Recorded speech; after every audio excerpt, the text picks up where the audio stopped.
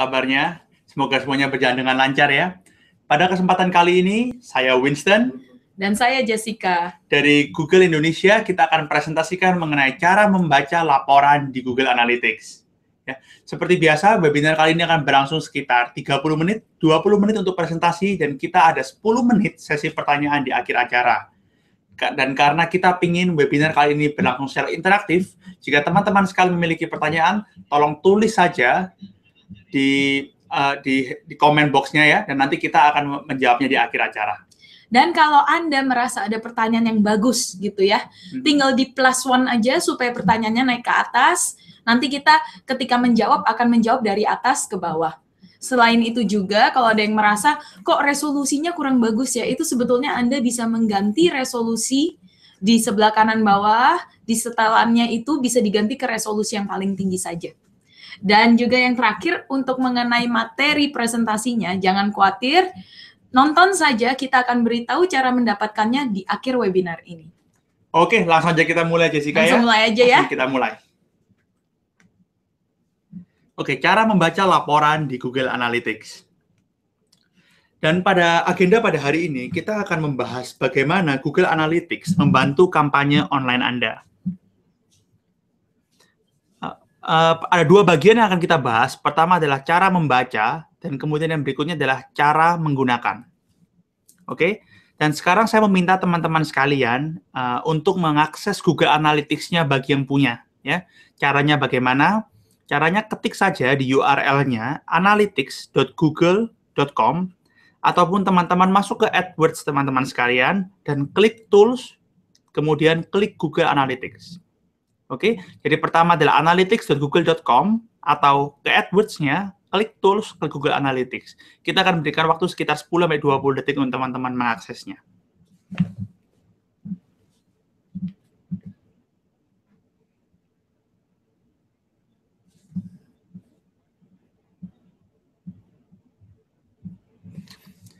Oke, jika teman-teman sudah masuk ke Google Analytics-nya, saya akan memulai presentasinya ya. Pertama, teman-teman akan masuk ke layar ini, ya, ke layar reporting.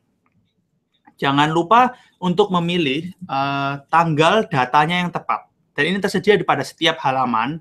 Pilih saja tanggalnya. Misalnya teman-teman mau seminggu terakhir, atau mau sebulan terakhir, atau mau 3 bulan terakhir, teman-teman tinggal diganti tanggalnya. Karena tanggal ini penting untuk data yang teman-teman lihat. Kemudian yang berikutnya adalah istilah-istilah yang digunakan. Ya, ini mungkin menarik sekali ya. Pertama, kita mulai dari sesi atau session. Jadi kalau bahasa Indonesia adalah sesi, bahasa Inggrisnya adalah session. Session gampangannya seperti visit, seperti kunjungan. Jika saya membuka website salah satu pengiklan, kemudian saya masuk 1 kali di website tersebut, itu artinya teman-teman mendapatkan 1 sesi atau 1 session. Oke. Kemudian yang kedua adalah rasio pentalan atau bounce rate. Ini merupakan salah satu indikator paling penting bagaimana performansi website Anda. Ya. Apa artinya dari bounce rate? Jika saya klik website, ya misalnya www.jessica.com, ya, kemudian loadingnya page-nya itu lama sekali. Karena loading page-nya terlalu lama, saya quit, saya klik X. Saya quit dari web page-nya tanpa sebelum melihat website Jessica tersebut. Dan apa yang terjadi itu termasuk bounce, termasuk dipental saya. Oke, bounce rate berikutnya adalah misalnya website Jessica ini kurang bagus, cuma ada 1 halaman saja. Itu juga kita anggap bounce, karena sistem dari Google Analytics baru bisa menghitung seseorang itu ada di situs tersebut jika sudah masuk ke halaman kedua. Jadi jika seseorang hanya masuk ke 1 halaman, itu kita kategorikan sebagai bounce. Adapun misalnya saya sudah mendapatkan informasi yang cukup. Misalnya Jessica jualan apa nih? Jualan nasi goreng. Nasi goreng. Oke. Saya hanya ingin telepon, catering gitu ya. Saya telepon Jessica, nomor teleponnya ada di paling atas. Saya cuma buka 1 halaman, saya telepon Jessica. Jessica, saya pesan nasi goreng gini-gini. Kemudian saya close website-nya, saya sudah selesai karena saya hanya ingin tahu nomor teleponnya. Itu kita juga anggap bounce. Oke? Itu bounce rate. Kemudian adalah exit rate. Exit rate ini cukup straightforward, artinya jika user keluar dari halaman tersebut. Biasanya exit rate, cara menganalisisnya dari per landing page, per halaman. Oke? Berikutnya adalah pengguna atau users. Ini sama saja kayak seperti visits, tapi lebih ke visitors. Ya, jadi dari orangnya. Jadi dalam satu hari, satu orang itu bisa kita kategorikan sebagai satu user, bisa memiliki 2 sesi. Jika orang itu masuk misalnya pagi hari sekali dan malam hari sekali. Berikutnya adalah tayangan laman atau page view. Ya, page view ini adalah berapa jumlah halaman yang user tersebut lihat di situsnya. Oke, kalau page per session adalah halaman dibagi sesi. Misalnya hari ini saya membuka situs Jessica pagi dan malam, artinya sesinya 2. Dan halamannya saya buka 5 halaman total. Misalnya pagi saya buka 3 halaman, siang saya buka 2 halaman. Artinya page per sesinya adalah 2.5. Oke, dan terakhir adalah average session duration. Ini adalah waktu yang saya habiskan di situs Jessica. Oke, ini istilah-istilah yang digunakan. Jika teman-teman ada yang kurang jelas, silakan ya, tuliskan pertanyaannya, nanti kita akan jawab di akhir acara. Berikutnya adalah, ini yang paling sering orang tanya mengenai session. Apabila Anda membuka situs dan pergi makan siang, ya, kemudian kembali ke situs lagi, apakah akan dihitung 1 atau 2 sesi? Jawabannya tergantung dari berapa lama Anda pergi makan. Jika Anda pergi makan misalnya 31 menit, ya, dan Anda mengatur di adminnya, sesinya itu hanya bertahan 30 menit, artinya itu kita kategorikan sebagai 2 sesi. Jika teman-teman dapat lihat di layar ya, masuk pukul 2.01, keluar pukul 2.02, kembali lagi jam 2.33, itu kita kategorikan yang kunjungan jam 2.33 itu sesi yang kedua, karena lebih dari 30 menit. Oke, kalau misalnya hanya 29 menit, ya kan, kemudian user tersebut masuk lagi jam 2.31, kita kategorikan hanya sebagai 1 sesi. Dan waktu yang dihabiskan oleh user tersebut adalah sekitar lebih dari 30 menit. Kita kategorikan gabung itu, karena less than 30 menit. Jadi bisa nggak kalau saya asumsikan, sesi itu batasnya pokoknya 30 menit, kalau saya nggak aktif lebih dari 30 menit, itu berarti saya keluar dari sesinya? Iya, bisa. Benar sekali. Oke. Berikutnya saya akan membahas mengenai bounce rate. Oke, teman-teman dapat lihat di layar ya, ada 3 sesi. Pertama halaman A, halaman BC, kemudian BAC, dan ketiga A keluar. Berapa rasio pentalan A? Oke, teman-teman bisa jawab ya di Q&A di comment box. Oke, berapa rasio pentalan atau bounce rate dari A? Oke, jawabannya adalah 50% dan bukan 33%. Kenapa? Karena sesi yang kedua itu kita tidak dihitung karena datanya bukan dari A, datanya dari B. Oke ya. Jadi hanya 50%. Karena yang mana? Yang ketiga. Sesi 3 itu kita nggak bounce. Sesi pertama kita nggak bounce. Oke. Pertanyaan berikutnya. Ini ada 5 sesi. Oke. BAC, B keluar, ACB, C keluar, dan BCA. Berapakah bounce rate dari A? Ya, dan berapakah exit rate-nya? Oke. Jawabannya untuk bounce rate 0%. Kenapa? Karena tidak ada sesi yang dimulai dari A. Oleh karena itu nggak ada bounce rate-nya. Ya. Dan untuk rasio keluar exit rate-nya 33%. Kenapa? Karena hanya 3 dari 5 sesi yang memiliki A. Sesi 2 nggak ada A-nya, sesi 4 nggak ada A-nya. Oke? Oke, sekarang laporan Google Analytics ya. Ya. Semoga contoh-contoh tadi cukup untuk menjelaskan mengenai session, bounce rate, dan exit rate ya. Sekarang mari kita pelajari laporan-laporan yang dapat dilihat di akun GA Anda. Kami akan menjelaskan satu-satu secara general fungsi setiap laporan itu apa. Jadi silakan saudara-saudara sekalian klik di reporting atau pelaporan di bagian atas. Kemudian lihat kepilihan semua laporan yang muncul di sebelah kiri akun Google Analytics Anda. Yang pertama, mari kita lihat dashboard. Ini merupakan rangkuman dari akun. Ada banyak sekali informasi yang bisa dilihat di satu halaman saja. Dan juga dapat Anda sesuaikan menurut kebutuhan. Ini praktis sekali. Yang berikutnya adalah shortcuts atau pintasan. Anda dapat gunakan ini untuk mengingat setelan yang paling Anda suka. Setelan akan tetap ada biarpun Anda log out dari akun, kemudian masuk lagi. Yang paling oke, ketika Anda sedang melihat laporan lain, Anda bisa pilih tombol shortcut ya, bisa dilihat di layar juga, dan sistem akan mengingat setelan ini. Jadi silakan Anda coba buat shortcut supaya ke depannya bisa lebih praktis dalam membaca laporan yang Anda suka.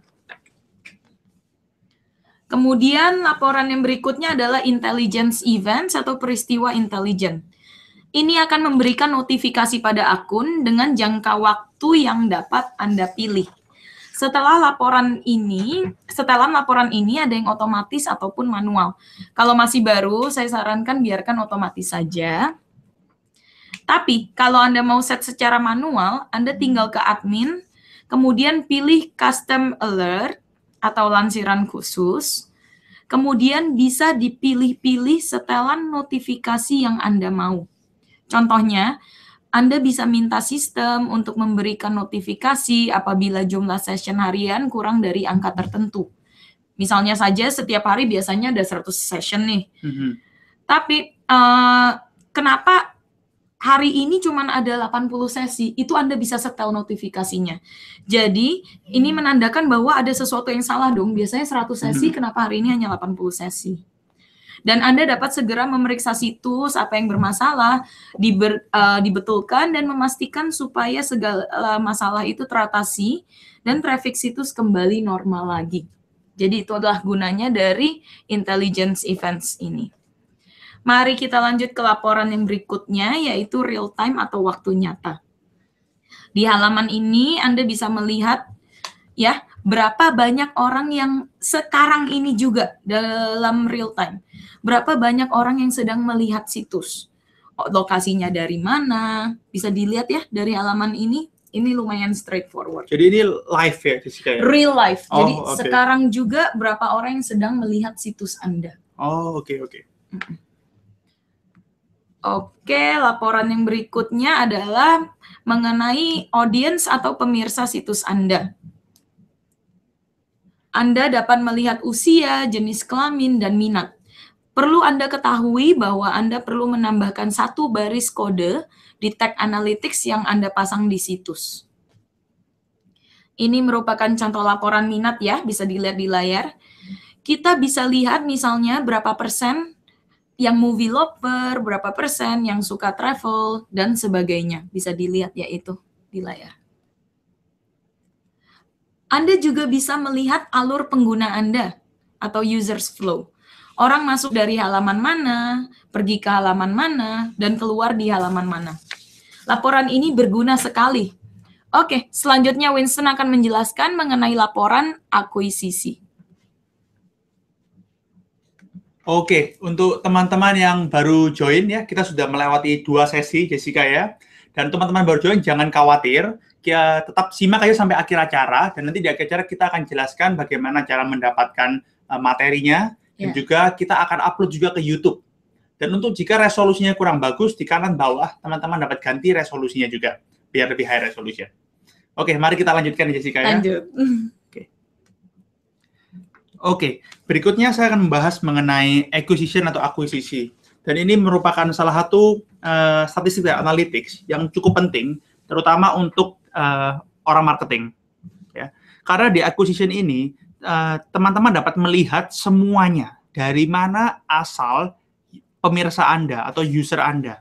Apakah itu dari paid search, ya, dari CPC, dari Google, atau referral, atau dari sosial media, atau dari organic search, ataupun direct untuk yang loyal user, ya kan? Kemudian untuk AdWords, teman-teman juga dapat melihat secara detail kampanye mana, kampanye ini berapa lama orang menghabiskan waktunya, dari kata kunci mana, juga dapat lihat apakah kata kunci tersebut efektif atau hanya buang uang, ya kan? Jamnya juga dapat dilihat, destination URL juga dapat dilihat. Ya. Tapi perlu diingat, untuk AdWords, teman-teman harus melinkkan account Google AdWords, ya, melinkkan account Google AdWords dengan analytics-nya, baru bisa melihat informasi AdWords di laporan Google Analytics. Berikutnya adalah behavior, ya, atau perilaku.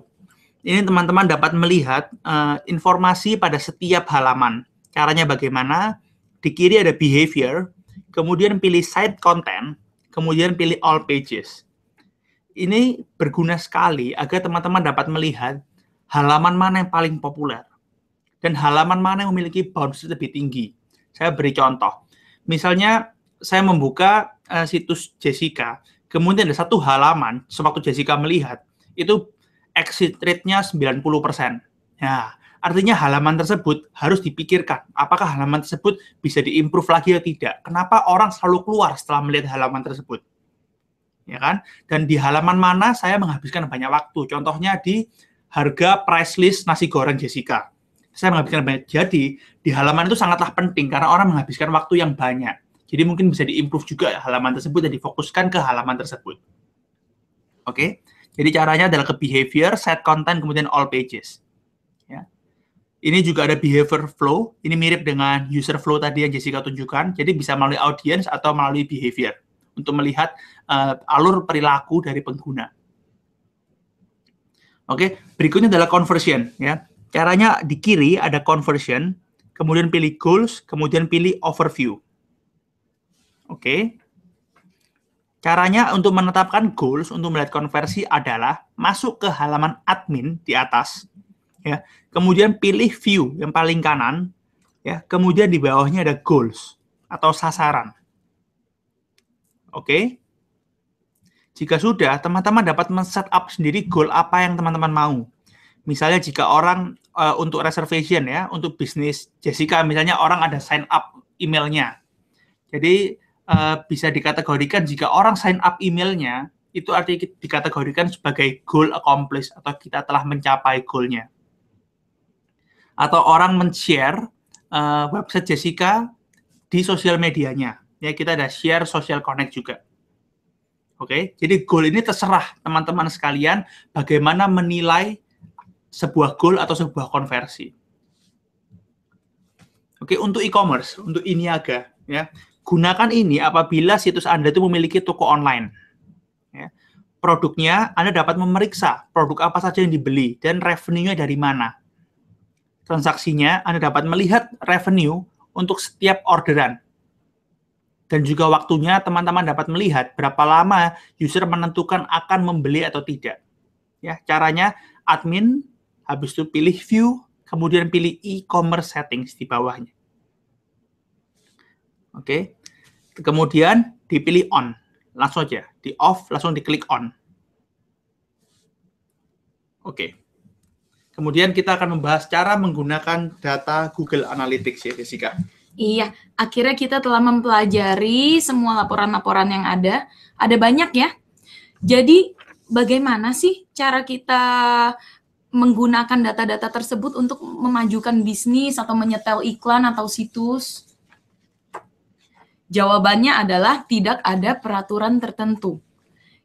Ini betul-betul terserah dari tujuan berbisnis Anda, apa yang ingin Anda lihat dan pelajari.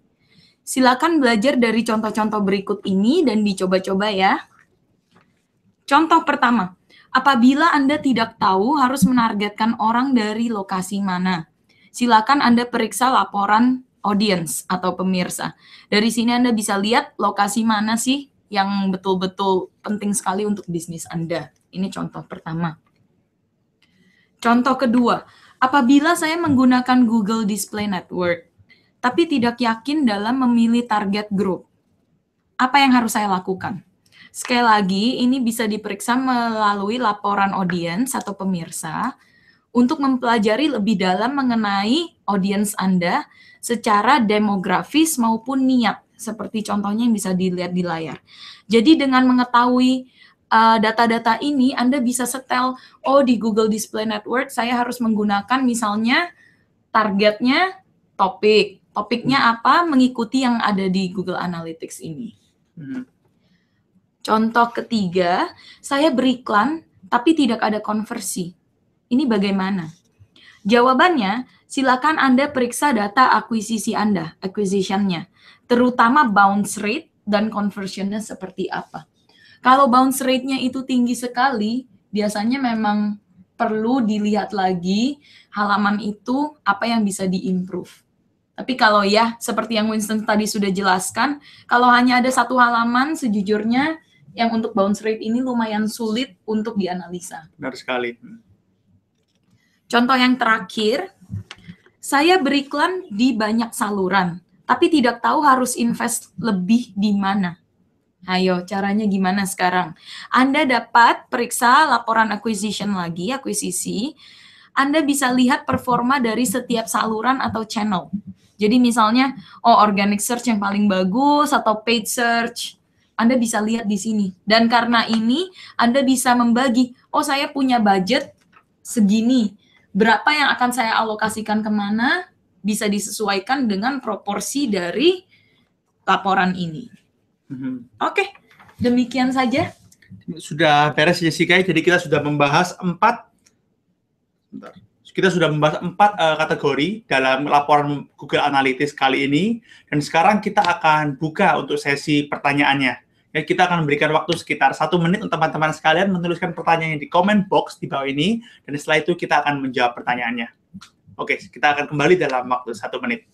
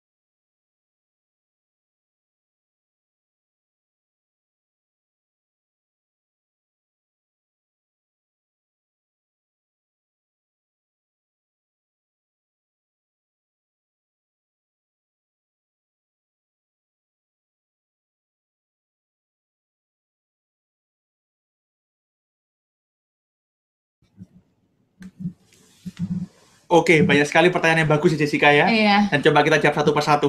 Oke, kita mulai dari pertanyaan dari Lance Craig.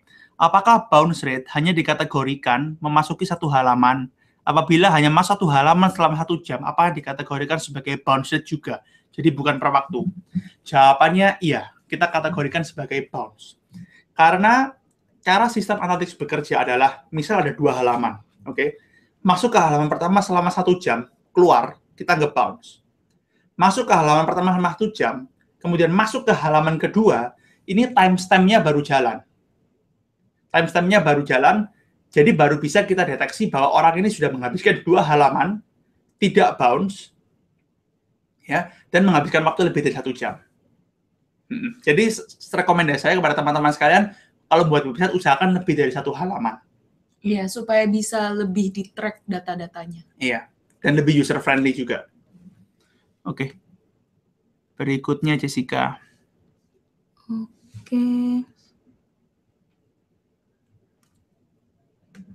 Oke, ini pertanyaan lumayan bagus nih. Dari Rifat Syafi'i. Seberapa objektif GA melaporkan sumber kunjungan dari sosmed? Mengapa klaim jumlah klik dari website dari Facebook berbeda dengan GA dari Facebook? Di GA, angka bersumber dari Facebook cenderung jauh lebih rendah dari yang diklaim Facebook. Oke, jadi untuk menjawab pertanyaannya, jawabannya kita cukup objektif. Selama ada beberapa alasan. Pertama, penempatan kode harus benar. Ya, penempatan kode dari GA Analytics harus tepat. Kemudian kedua, cara melihatnya adalah melalui acquisition. Ya, kemudian teman-teman dapat melihat referralnya dari mana. Apakah dari Facebook? Oke, dan yang ketiga adalah analytics dengan AdWords atau analytics dengan Facebook atau analytics dengan referral lainnya. Kita memiliki diskrepansi, ya, sistem yang berbeda dan sehingga menghasilkan diskrepansi. Diskrepansinya berapa? Yang bisa kita tolerir atau yang normal adalah 20%. Jika untuk Bapak Rifat ini lebih dari 20%, tolong kontak kami ya, kontak kami ke AdWords Support, nanti kita akan cek akunnya secara personal. Apakah ini berjalan semuanya berjalan dengan normal atau ada yang salah sehingga perlu dirubah. Oke, jadi 20% adalah rule of thumb-nya. Kalau lebih dari 20%, kontak kami, kita akan cek akunnya secara personal. Oke.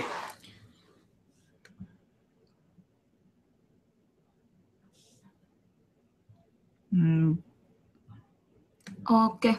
Kemudian ini ada pertanyaan dari Pak Ahmad Baihaqi.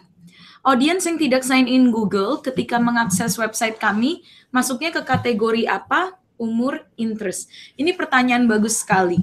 Jadi secara general, kalau seseorang itu nggak sign in, mungkin tidak dapat terdeteksi oleh kami seperti apa. Tapi ada beberapa juga yang tetap bisa kami track kalau memang kami memiliki data-data mengenai user tersebut dari situs-situs yang merupakan partner dari Google. Tapi secara general, memang kalau orangnya tidak sign in, itu akan lebih susah di-track dan mungkin datanya akan keluar sebagai undefined. Oke. Berikutnya ada dari Bapak Haryo Triwicaksono. Apakah goals bisa di-delete atau diedit di kemudian hari? Jawabannya tidak bisa di-delete, tapi bisa diedit. Ya, jadi jika Bapak Haryo sudah membuat 5 goals, kemudian mau delete 2 goal dari 5 goal itu, tidak usah di-delete, biarin aja, di-inaktifin aja, di-off. Tapi jika Bapak mau menambahkan lagi, yang lama tersebut bisa diedit dengan goals yang baru. Dan kalau tidak salah, teman-teman bisa memiliki sampai 20 goals dalam account analytics-nya. Oke, semoga membantu. Ada pertanyaan dari Talang Rumah. Ini sebetulnya sudah terjawab oleh Winston ya, barusan. Kalau web yang pakai landing page-nya cuma one page, gimana melihat sisi bounce rate-nya? Jadi sekali lagi, kalau cuma satu halaman, kemungkinan besar itu bounce rate-nya akan mendekati 100%.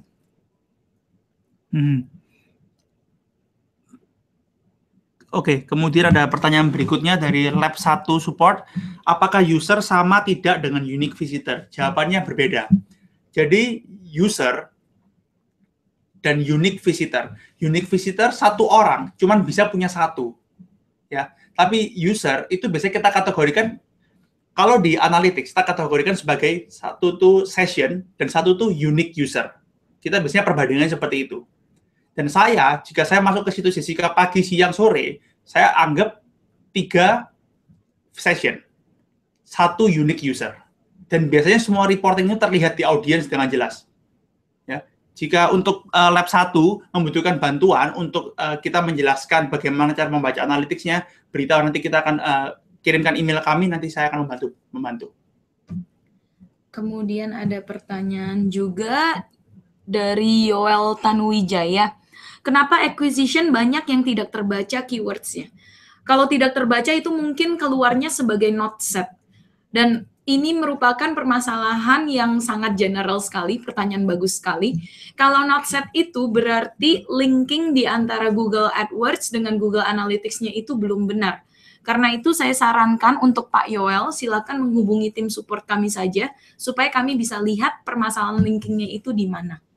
Apakah kodenya terpasang dengan benar, apakah memang ada yang kelupaan step-nya seperti itu. Pokoknya bisa kami bantu troubleshoot dan datanya akan menjadi benar, akan keluar keywords-nya. Dan kemarin juga saya masih ada pertanyaan ya dari pengiklan, apakah saya bisa melihat analytics saya mobile? Jawabannya bisa. Ya, kita ada di iOS dan di Android, bisa di Google Play, tinggal di-download aja. Jadi teman-teman dapat melihat account analytics-nya dalam mobile application dan mobile juga. Oke. Pertanyaan berikutnya dari Pak Eko Purwanto. Jika ada 2 website dengan tujuan bisnis yang sama, apakah baiknya di-set Google Analytics masing-masing atau bisa join? Sebetulnya itu terserah Pak Eko sendiri ya. Tapi kalau Bapak mau, ketika Anda buka akun Google Analytics kan bisa punya banyak properti. Jadi kalau mau, satu situs itu satu properti. Oke. Oke. Oh, kemarin juga ada pertanyaan Jessica ya dari pengiklan. Dia punya blog kesehatan. Bagaimana cara memanfaatkan laporan analytics untuk meningkatkan trafficnya? Kemudian saya jelaskan kepada dia bahwa caranya itu banyak sekali. Semuanya berguna. Kalau untuk blog, real time itu penting. Jadi tiba-tiba jika real time-nya down, Anda harus pastikan apakah ini problem server atau ada problem lainnya. Oke, itu real time-nya. Kemudian dari acquisition juga. Karena untuk blog kan dia pasti marketingin mungkin di sosial media, mungkin di AdWords, mungkin offline marketing. Ya kan mungkin pakai email blast atau apa. Itu semua kita dapat cek. Strategi marketing mana yang bagus ke blog tersebut. Ya kan? Kemudian bisa gunakan juga goals. Goals-nya seperti apa? Jika seorang user menghabiskan waktu lebih dari 3 menit dalam blog tersebut, kita kategorikan sebagai goal accomplished. Atau jika orang menghabiskan lebih dari 3 halaman, 3 page view per session. Pokoknya bisa setel banyak goals ya. Iya. Ada banyak setelannya. Jadi semua laporan itu berguna, mulai dari behavior.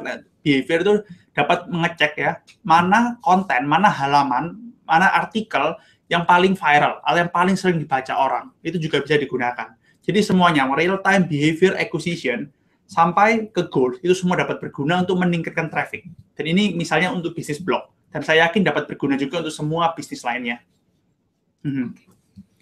Kita ada sekitar 2 menit lagi ya. Ada extra time lah, Jessica. Oke. Ada pertanyaan dari M. Animna Husna. Bagaimana menyambungkan goals apabila goals conversion terjadi di subdomain?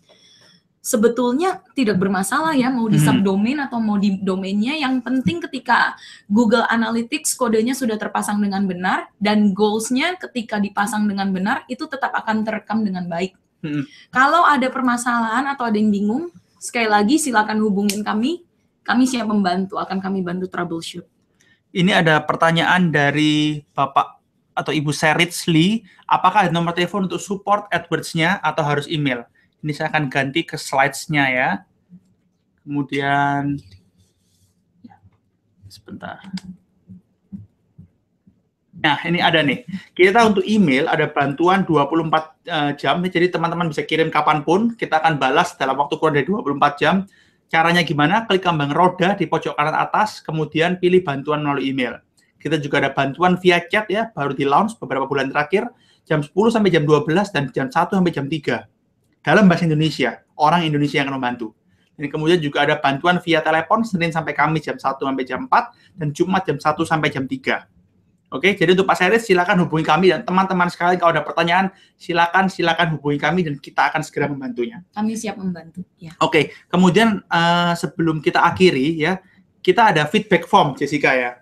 Jadi kita membutuhkan feedback dari teman-teman sekalian, karena apa? Karena topik yang kita bahas pada hari ini, sebenarnya adalah feedback dari teman-teman sekalian pada bulan Desember atau November ya. Iya, betul. Teman-teman bilang, tolong dong minta analytics session lagi, kita ingin belajar lebih dalam, ingin memahami cara membaca laporannya. Oleh sebab itu kita buatlah sesi kali ini, webinar kali ini. Jadi tolong klik link di sini, kemudian mungkin ada di comment box juga, ya ada di deskripsi juga. Teman-teman dapat klik, berikan feedback kepada isi material dan kepada kami juga ya, Jessica dan Vincent, apa yang perlu kita improve dan apakah teman puas dengan webinar kali ini. Dan jangan lupa masukkan email Anda di dalam feedback tersebut. Kami akan mengirimkan materi presentasi berikut ini kepada semua orang yang mengisi feedback dan memberikan email mereka kepada kami. Benar sekali. Dan di feedbacknya kalau ada teman-teman ingin, saya ingin dong belajar lagi tentang conversion tracking, atau tentang remarketing, atau tentang display ads, silakan tulis saja di notes-nya. Nanti kita akan coba mana yang terbanyak, mana yang teman-teman kalian inginkan, kita akan coba buat webinarnya. Oke. Dan juga terakhir ya, bagi yang ketinggalan, mungkin terlambat datang atau ketinggalan, atau mungkin ada bagian yang kita terlalu cepat karena kan kita dikejar waktu ya 20 menit. Untung pas berhentinya. Oke, kalau ketinggalan, ada yang kecepatan, nggak usah khawatir karena setelah sesi ini akan diupload secara otomatis ke YouTube. Jadi Anda bisa lihat video ini lagi melalui link YouTube-nya. Dan webinar terakhir ada yang protes, kenapa di YouTube resolusinya jelek? Ya, itu diganti aja di kanan bawah, diganti resolusinya jadi lebih bagus bisa. Karena biasanya kita buat resolusi yang standar dulu, karena internet Indonesia, tapi jika internet kalian cepat, tinggal diganti saja biar bisa menontonnya di high definition juga. Iya. Oke, last, jangan lupa isi feedback-nya, dan jangan lupa kontak kami jika ada pertanyaan, dan kita pasti akan membantu teman-teman sekalian. Oke, semoga webinar kali ini berguna, Jessica, ya, teman sekalian, agar teman-teman dapat mengerti lebih dalam mengenai Google Analytics. Jika teman-teman belum mendownloadnya, buka saja analytics.google.com. Produk ini adalah produk bagus dan gratis. Gratis juga dari Google. Oke, cukup sekian kali ini. Saya Winston. Dan saya Jessica. Dan sampai jumpa di webinar berikutnya. Terima kasih. Terima kasih.